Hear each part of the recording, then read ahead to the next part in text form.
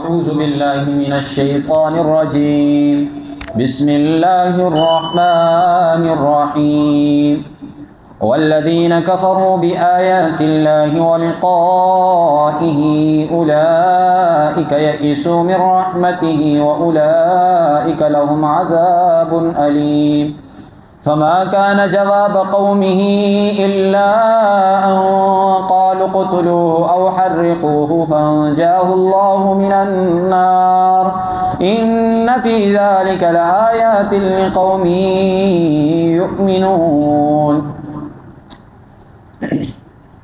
اب ابراہیم علیہ السلام کے واقعے کی تفصیل آ رہی ہے۔ اس سے پہلے ایک تمہیدی آیت ہے۔ فرمایا کہ ہر انسان کے لیے ضروری ہے، مسلمان کے لیے ضروری ہے کہ اللہ کی آیتوں کا انکار نہ کرے، اللہ کی آیتوں کے اوپر ایمان لائے اور اللہ کی آیتوں کو عمل کے اندر لائے۔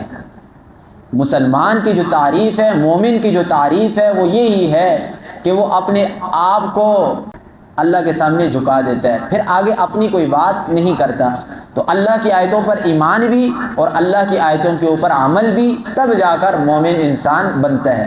فرمایا والذین، وہ لوگ کفروا بآیات اللہ، جنہوں نے انکار کیا اللہ کی آیتوں کا، ولقائہ، اور اس کے ساتھ ملاقات کا۔ یہ دونوں بہت ہی اہم اور ضروری عقائد میں سے ہیں، دونوں عقیدے، عقیدہ آخرت اور عقیدہ بالقرآن، یعنی قرآن کے اوپر، اللہ کی آیتوں کے اوپر ایمان اور قیامت کے اوپر ایمان۔ قیامت کے اوپر ایمان کیا کہ مرنا ہر صورت کے اندر ہے اور مرنے کے بعد اللہ کے ساتھ ملاقات کرنی ہے۔ ہر انسان کے ذہن کے اندر یہ تصور ہر وقت ہونا چاہیے، بہت ہی ضروری ہے۔ فرمایا اولئک یئسوا من رحمتہ، یہی لوگ ہیں جو نا امید ہیں اللہ کی رحمت سے۔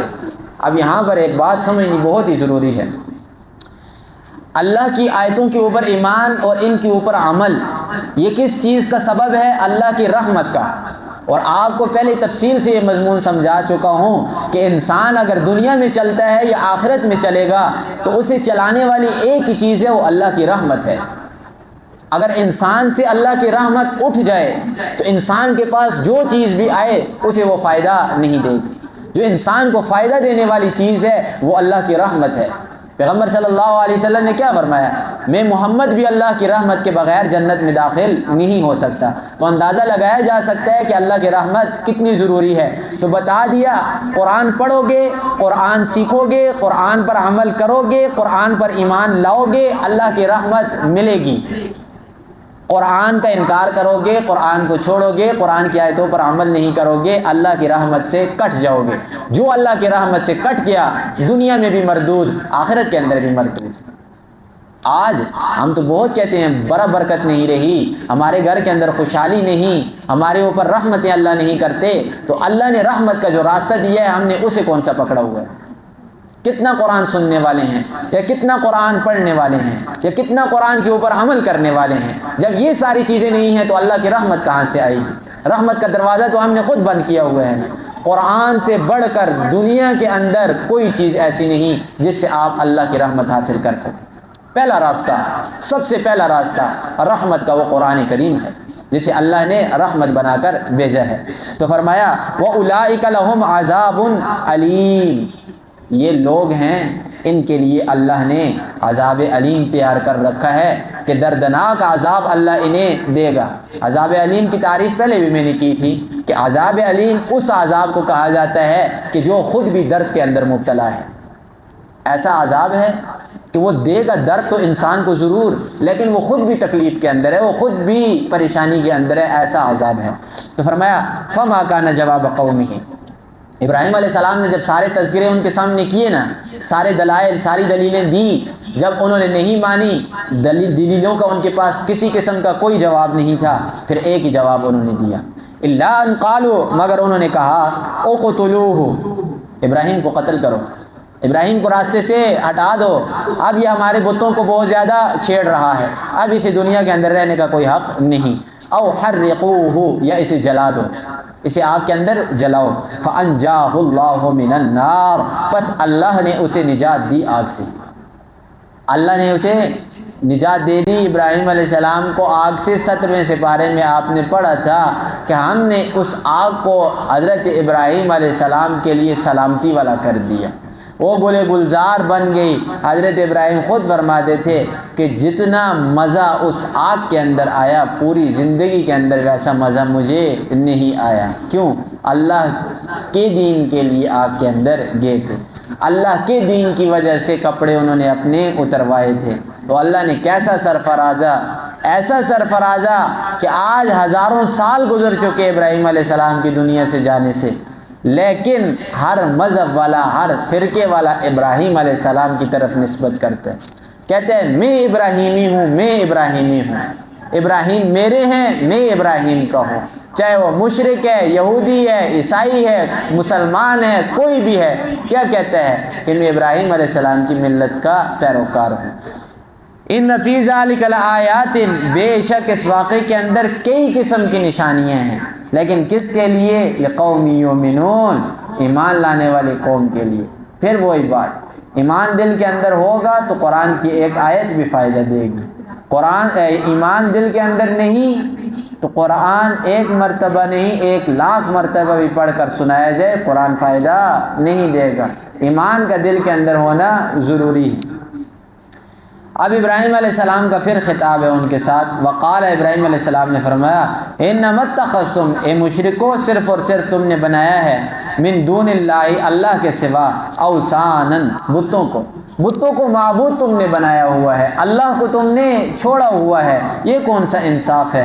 آگے فرمایا مودۃ بینکم، مودۃ بینکم، یہ محبت ہے تمہارے درمیان، فی الحیات الدنیا، دنیا کی زندگی کے اندر۔ آج لوگوں کی بتوں کے ساتھ محبت ہے، لوگوں کی قبر والوں کے ساتھ محبت ہے۔ اسی محبت کا نتیجے کا ایک واقعہ آپ کو بیان کرتا ہوں کہ عرب کے ہاں یہ دستور تھا کہ عرب والے بتوں کے نام اپنے بچے ذبح کیا کرتے تھے۔ آپ کی اگر کسی کے ساتھ محبت نہ ہو، آپ اپنے بچے کو ذبح کرتے ہیں؟ محبت ہوگی تو تب بچہ ذبح ہوگا نا۔ تو فرمایا اس حد درجے تک تم لوگ محبت کرتے ہو، کس سے؟ بتوں کے ساتھ، قبر والوں کے ساتھ، اور اسی طریقے سے غیر اللہ کے ساتھ۔ کرتے ہیں کہ نہیں کرتے لوگ؟ اونٹ، بکرے، چھکرے، ساری کی ساری چیزیں جا کر درباروں کے اوپر ذبح ہوتی ہیں کہ نہیں ہوتی؟ وجہ کیا ہے ذبح کرنے کی؟ محبت ہے نا۔